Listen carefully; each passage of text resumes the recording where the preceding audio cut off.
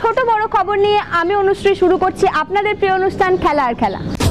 Bullet diary নিবেদন করছে সংবাদ প্রতিদিন।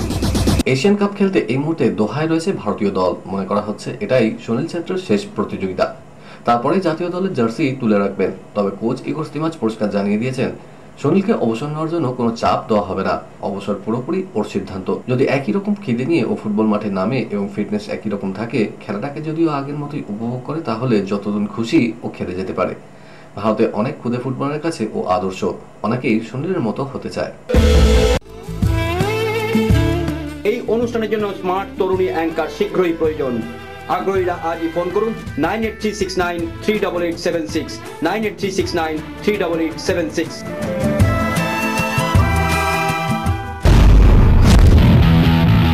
ক্রিকেটের ডায়েরি। দুদিন পর শুরু ভারত ইংল্যান্ড টেস্ট। ঘরের মাঠে ইংল্যান্ডের বিরুদ্ধে খেলবে রোহিত শর্মার ভারত। সেই সিরিজে নজির গড়ার সুযোগ রয়েছে অধিনায়ক রোহিতের। ভারত অধিনায়ক হিসেবে তিনি টপকে যেতে পারেন তিনজন প্রাক্তনীকে। রোহিত এখনো পর্যন্ত 11টি টেস্টে ভারতকে নেতৃত্ব দিয়েছেন, এর মধ্যে 6টি টেস্টে জিতেছে ভারত। ইংল্যান্ডের বিরুদ্ধে 5টি টেস্ট খেলবেন রোহিতরা, এর মধ্যে একটি টেস্ট জিতলেই রোহিত টপকে যাবেন বিশান সিং বেদিকে। ভারতের প্রাক্তন অধিনায়ক 22টি টেস্টে 6টি ম্যাচ জিতেছিলেন। রোহিত একটি ম্যাচ জিতলেই এই তালিকায় বেদিকে টপকে যাবেন। উইকেট লক্ষ্য করে পুরো শক্তি নিয়ে বল করো, ফিল্ডিং সাজাও ব্যাকরণ মেনে, প্রয়োজন নেই তা নিয়ে পরীক্ষা। ভারতের মাটিতে টেস্ট ম্যাচ জিততে হলে এই মন্ত্রেই এগিয়ে যেতে হবে। পরামর্শদাতার নাম অ্যালান ডোনাল্ড। দক্ষিণ আফ্রিকার প্রাক্তন জোড়ে বোলার এভাবেই পরামর্শ দিয়েছেন বেন স্টোকসের। তিনি মনে করেন এই দর্শনে খেলতে পারলে নিশ্চিতভাবে সফল হবেন জেমস অ্যান্ডারসন, আলী রবিনসন সমৃদ্ধ ইংল্যান্ড দল। দক্ষিণ আফ্রিকার টি-20 লিগের এক অনুষ্ঠানে তিনি জানিয়েছেন, আমরা যখন ভারতে খেলতে গিয়েছিলাম সেই সময় অধিনায়ক ছিলেন হ্যান্সিক ক্রোনিয়ে এবং কোচ ছিলেন বব উলমার। ভারতের উইকেট সম্পর্কে স্বচ্ছ ধারণা ছিল উলমারের। তিনি আমাদের জানিয়েছিলেন প্রথম 25 থেকে 30 ওভার নতুন বলে পুরো শক্তি নিয়ে উইকেট লক্ষ্য করে বল করতে। সেই পরামর্শ মেনেই আমরা সফল হয়েছিলাম। লন্ডনে স্পোর্টস হার্নিয়া অস্ত্রোপচার হয়েছে সূর্যকুমার যাদবের। এখনো দেশে ফেরেননি তিনি। সুস্থ হয়ে কবে মাঠে ফিরবেন এখনো নিশ্চিত নয়। তার মধ্যেই তাকে অধিনায়ক ঘোষণা করে দেওয়া হলো একটি দলের। গত দক্ষিণ আফ্রিকা সফরে 3টি টি-20 ম্যাচে ভারতকে নেতৃত্ব দিয়েছিলেন সূর্যকুমার। দেশে ফেরার পর তিনি লন্ডনে গিয়েছিলেন অস্ত্রোপচার করাতে। এখনো হাসপাতাল থেকে ছাড়া পাননি, তবে ভালো রয়েছেন তিনি। সূর্যকুমার কবে মাঠে ফিরতে পারবেন এখনো নিশ্চিত করে জানাননি চিকিৎসকরা, তবে তাকেই অধিনায়ক ঘোষণা করা হলো। যদিও তাতে 22 গজের লড়াইয়ে কোনো প্রভাব পড়বে না, কারণ তিনি যে দলের অধিনায়ক হয়েছেন সেই দল কোনো ম্যাচই খেলবে না। ইংল্যান্ডের বিরুদ্ধে প্রথম টেস্ট খেলতে নামার আগেই বড় ধাক্কা খেল ভারত। ইংল্যান্ডের বিরুদ্ধে প্রথম 2টি টেস্টে দেখা যাবে না বিরাট কোহলিকে। হায়দ্রাবাদ ও বিশাখাপত্তনমে খেলবেন না তিনি। ব্যক্তিগত কারণ দেখিয়ে সরে দাঁড়িয়েছেন প্রাক্তন অধিনায়ক। তবে সরে দাঁড়ানোর আগে অধিনায়ক রোহিত শর্মা এবং দল পরিচালনা সমিতির সবার সঙ্গে কথা বলেছেন বিরাট। রোহিতদের তিনি জানান দেশের হয়ে খেলাই তার কাছে সবচেয়ে বেশি প্রাধান্য পায়, কিন্তু মাঝে মাঝে এমন পরিস্থিতি তৈরি হয় যখন ব্যক্তিগত ব্যাপারের উপরে পুরো মনোযোগ দিতে হয়, যে কারণে বিরাট আসন্ন 2টো টেস্ট থেকে নিজেকে সরিয়ে নিয়েছেন। ভারতের 6 ক্রিকেটারকে রেখে 2023 সালের একদিনের ক্রিকেটের সেরা একাদশ বেছে নিল আইসিসি। 2023 সালে বিশ্বকাপ জিতেছিল অস্ট্রেলিয়া, ফাইনাল খেলেছিল ভারতের বিরুদ্ধে। এই দুই দল থেকে 8 জন ক্রিকেটারকে রাখা হলো আইসিসির সেরা একাদশে। বিশ্বকাপে ভারত টানা 10টি ম্যাচ জিতে ফাইনালে উঠেছিল, কিন্তু ট্রফি জিততে পারেনি। ফাইনালে অস্ট্রেলিয়ার বিরুদ্ধে হেরে যায় তারা। কিন্তু আইসিসির বেছে নেওয়া দলের অধিনায়ক ভারতের রোহিত শর্মাই, সেই সঙ্গে ওপেনার হিসেবে রয়েছেন শুভমান গিল। ফাইনালে 100 রান করা অস্ট্রেলিয়ার ট্রেভিস হেডকে রাখা হয়েছে 3 নম্বরে, যদিও তিনি অস্ট্রেলিয়ার হয়ে বিশ্বকাপে ওপেনার হিসেবে খেলেছিলেন। মহিলাদের প্রিমিয়ার লিগে পূর্ণাঙ্গ সূচি প্রকাশ্যে এসছে। টুর্নামেন্ট শুরু হচ্ছে 23 ফেব্রুয়ারি, ফাইনাল হবে 17 মার্চ। গতবারের চ্যাম্পিয়ন দল মুম্বাই ইন্ডিয়ান্স প্রথম ম্যাচে মুখোমুখি হবে দিল্লি ক্যাপিটালসের। বেঙ্গালুরু চিন্নাস্বামী স্টেডিয়ামে হবে প্রথম ম্যাচটি। এবছরের মহিলাদের প্রিমিয়ার লিগে মোট 22টি ম্যাচ হবে। 17 মার্চ ফাইনাল হবে দিল্লির অরুণ জেটলি স্টেডিয়ামে। প্রতিটি ম্যাচই সন্ধ্যা 7:30 থেকে হবে। এলিমিনেটর হবে 15 মার্চ। গতবারের টুর্নামেন্ট হোম এবং অ্যাওয়ে ম্যাচ ছিল না, এবারে ফরম্যাটেও তাই। 2টো শহরে হবে মহিলাদের প্রিমিয়ার লিগের খেলা। দিল্লি ও বেঙ্গালুরু শহরে সমস্ত ম্যাচগুলি হবে। প্রকাশিত হলো আইসিসির বর্ষসেরা টি-20 দল। সেই দলের অধিনায়ক নির্বাচিত হয়েছেন ভারতের সূর্যকুমার যাদব। তিনি ছাড়াও এই দলে ডাক পেয়েছেন 3 ভারতীয়। তারা হলেন যশস্বী জয়সওয়াল, রবি বিষ্ণই, আর্শদীপ সিং। মহিলাদের দলে ভারত থেকে একমাত্র জায়গা পেয়েছেন অলরাউন্ডার দীপ্তি শর্মা। অস্ট্রেলিয়া থেকে ডাক পেয়েছেন 4 ক্রিকেটার। খেলার খবর আরও আছে, কিন্তু তার আগে নিয়ে নিতে হচ্ছে ছোট্ট একটা ব্রেক। সঙ্গে থাকুন।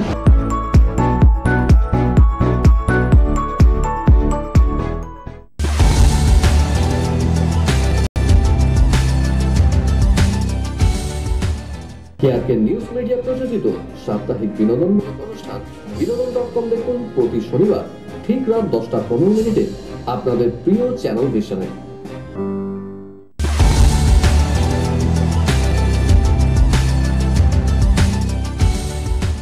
ব্রেকের পর যথারীতি আবার হাজির আপনাদের প্রিয় খেলার খেলা নিয়ে।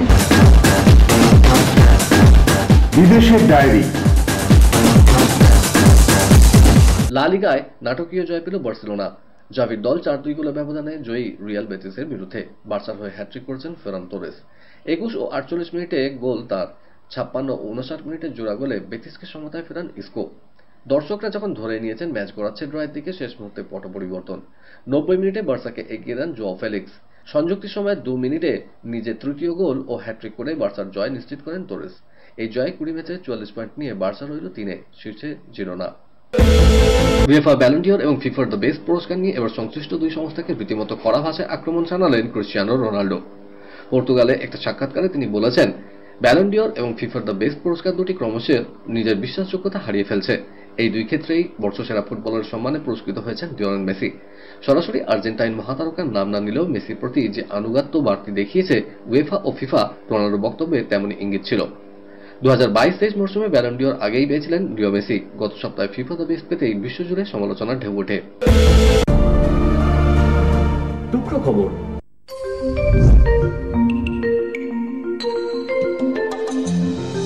সানিয়া মির্জা এবং মোহাম্মদ আজহারউদ্দিন সম্পর্কে বাধা পড়তে চলেছেন। সেলিব্রিটি মহলে কান পাতলে শোনা যাচ্ছে এমনটাই খবর।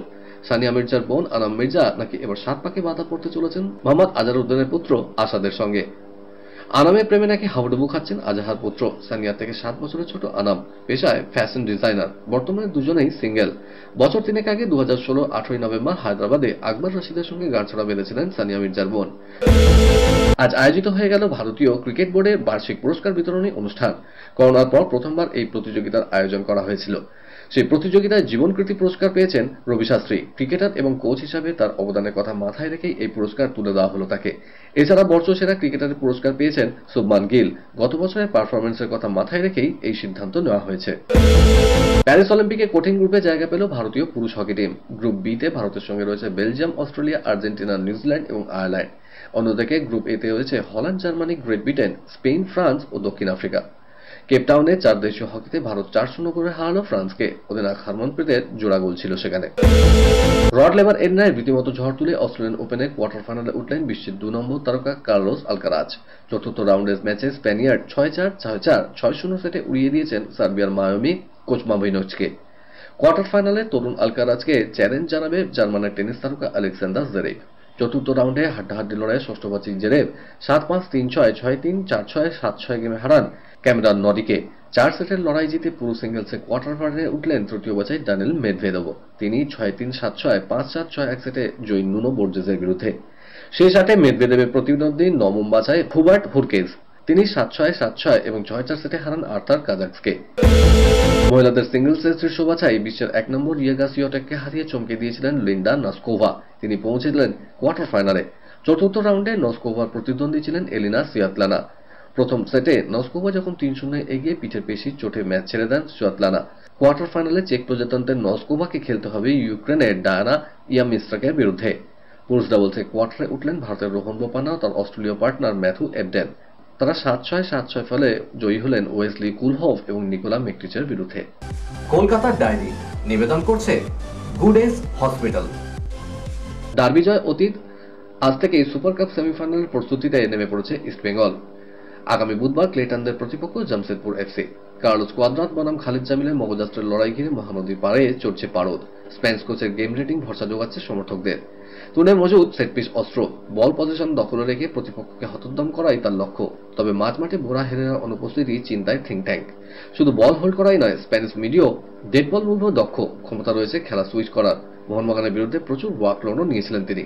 আইএসএল টেবিলে 10ম স্থানে রয়েছে জামশেদপুর, কিন্তু কোচ বদলের পর গা ঝাড়া দিয়েছে তারা। ইস্পাত নগরীর ফ্র্যাঞ্চাইজি দলটি সুপার কাপ শেষ চারে পৌঁছেছেন অবাক করেই সকলকে। হলুদ ব্রিগেডের 3 প্রাক্তনীকে ঘিরে এবার মশাল নেবানোর স্বপ্নে বিভোর তারা। খালিদ জামিলের কোচিংয়ে শেষবার সুপার কাপের ফাইনালে পৌঁছয় ইস্টবেঙ্গল। আল আমনা কারচুমিরা নিজেদের উজাড় করে দিল ট্রফি জয় অধরাই থাকে। ফাইনালে বেঙ্গালুরু এফসির কাছে হেরে সপ্তমঙ্গ হয় মশাল বাহিনীর।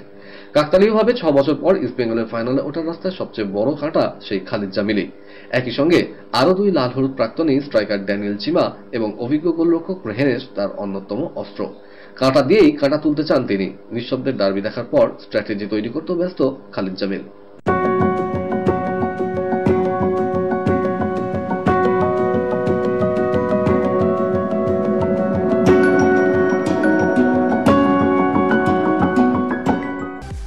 কলকাতার ডায়েরি নিবেদন করলো গুড এজ হসপিটাল।